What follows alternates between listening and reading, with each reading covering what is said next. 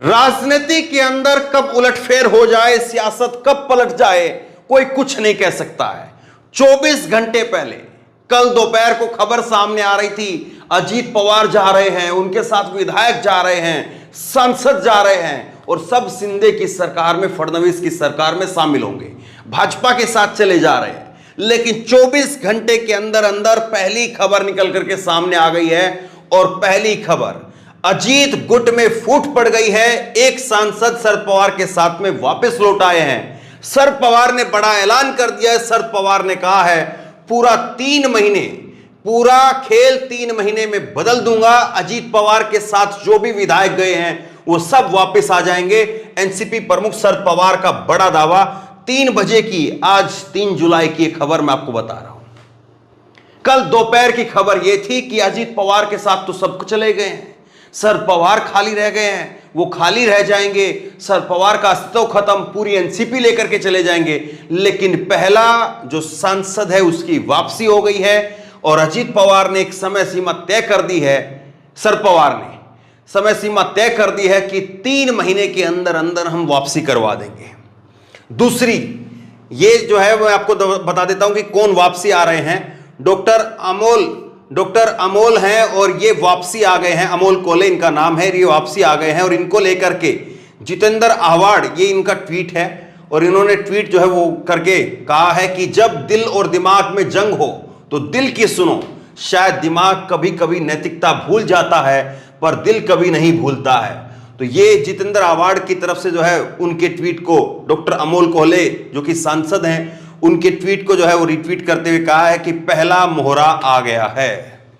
तो जिनके भरोसे पर अजीत पवार, जिनके भरोसे पर फडणवीस साहब, जिनके भरोसे पर शिंदे और जिनके भरोसे पर मोदी और शाह 2024 के सपने देखने लगे थे, वोट परसेंटेज बढ़ता हुआ देख रहे थे, जिनके भरोसे पर सीटें बढ़ते हुए देख रहे थे, क्योंकि महाराष्ट्र में एक तरफा सुपड़ा साफ हो रहा था और अब महाराष्ट्र के अंदर कैसे जो है वो बीजेपी का 24 घंटे के अंदर अंदर उलटफेर हो रहा है।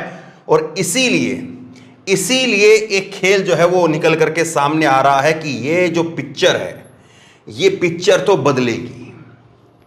अभी पिक्चर में बहुत कुछ बाकी है। अगर लोगों को लग रहा है कि पिक्चर सेट हो चुकी है तो पिक्चर तो बदलेगी। ये जरा बॉडी लैंग्वेज देखिए आप।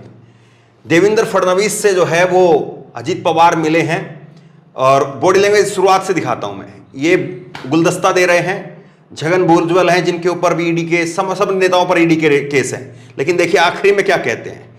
ये कुछ सेकंड की क्लिप है और इसमें आखिरी में जब ये वीडियो खत्म होता है तो कहते हैं कि हाँ देखिए, हाथ देखिए, हाथ जो है वो देवेंद्र फडणवीस के हैं ऐसे। राजनीति में बॉडी लैंग्वेज बड़ी इंपॉर्टेंट है। दोबारा देखिए, हाथ वो ऐसे कर रहे हैं, ये देखिए।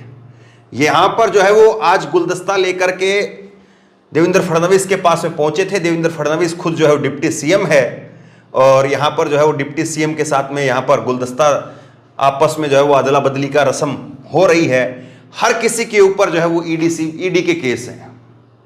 ये सरकार जो है वो बीजेपी नहीं बल्कि ईडी के जरिए सरकार, अगर ये कहें तो शायद गलत नहीं होगा।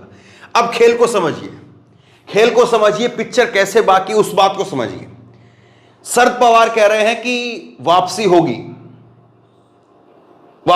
और 3 महीने के अंदर वापसी होगी। तो क्या खेल ये है? शरद पवार ने जो कुछ दिन पहले कहा था कि अजीत पवार ने जब शपथ ली थी सुबह सुबह 5-6 बजे के आसपास जब उन्होंने शपथ ली थी, तो शरद पवार ने अभी हाल के अंदर ही खुलासा किया था और उन्होंने कहा था कि मुझे पता था अजीत पवार जाकर के शपथ लेंगे और मैंने ही इसकी हरी झंडी दिखाई थी। और देवेंद्र फडणवीस ने उस बैठक को लेकर के कहा कुछ दिन पहले, अभी देवेंद्र फडणवीस ने कहा कि शरद पवार और अजीत पवार दोनों बीजेपी के साथ आना चाहते थे, लेकिन जब शपथ लेने का मौका आया तो एंड टाइम पर शरद पवार जो निकल गए। शरद पवार न जाने उन्होंने क्यों अपने सुर बदल लिए। शरद पवार ने कहा कि मैंने हरी झंडी अजीत पवार को इसलिए दी थी ताकि वो बीजेपी में चले जाएं या बीजेपी के साथ सरकार बना लें और लोगों के सामने बीजेपी को एक्सपोज किया जा सके कि कैसे देखिए बीजेपी सत्ता के लिए कुछ भी कर सकती है।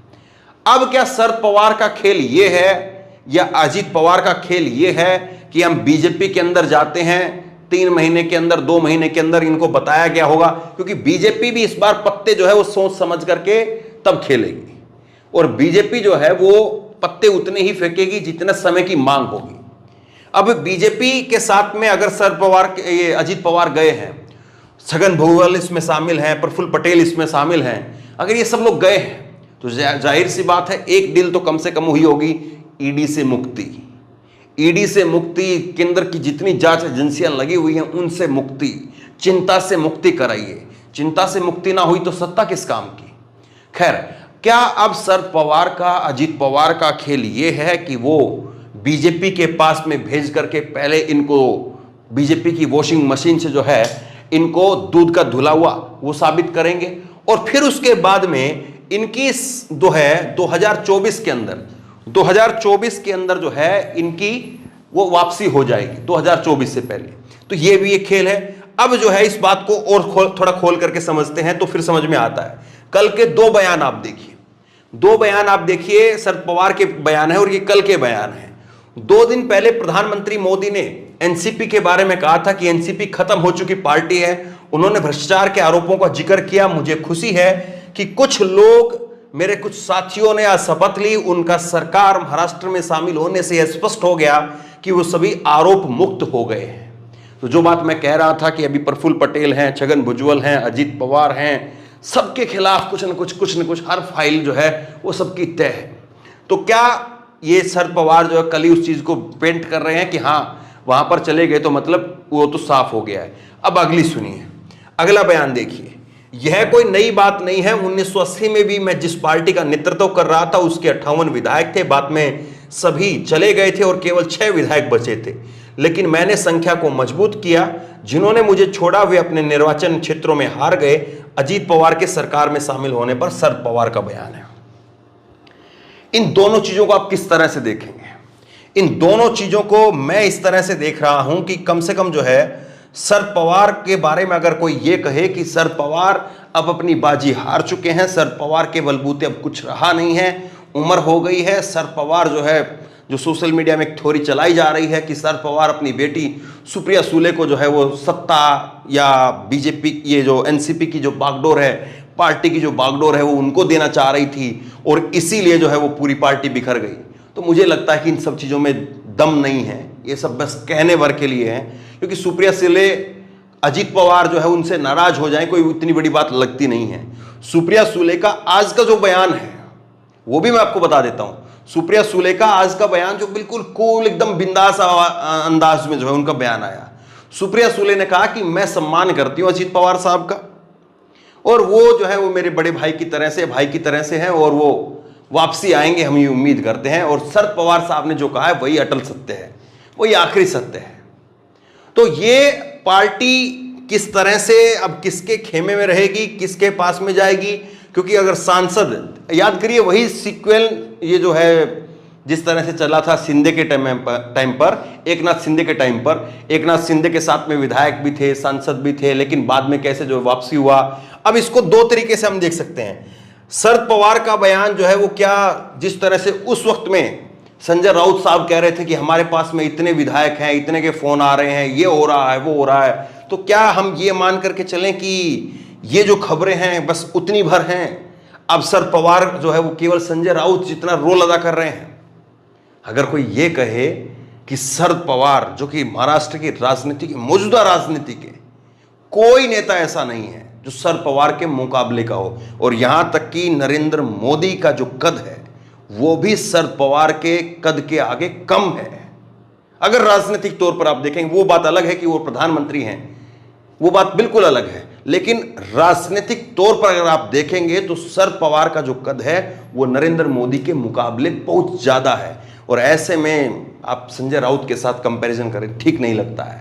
हालांकि संजय राउत और शरद पवार आज के दिन एक ही खेमे में है, एक ही खेमे के अंदर दोनों है, लेकिन फिर भी आप इस बात को ये कहें कि चलिए इसमें कोई नई बात नहीं है, कोई बड़ी बात नहीं है, शरद पवार केवल जो है वो बात कह करके 3 महीने का यहां पर टाइम दे करके केवल इस बात को कह रहे हैं कि साहब अब जो है वो 3 महीने के अंदर अंदर चीजों को पलट देंगे, वो कर देंगे, तो ये एक शुरुआती तौर पर जो है वो नंबर गेन करने का या और ज्यादा लोग जो जा रहे हैं उनको रोकने का एक प्रयास है।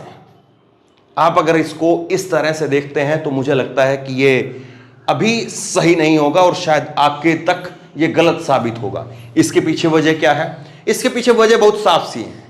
2024 का चुनाव इसका एकदम बिल्कुल क्लियर उदाहरण है।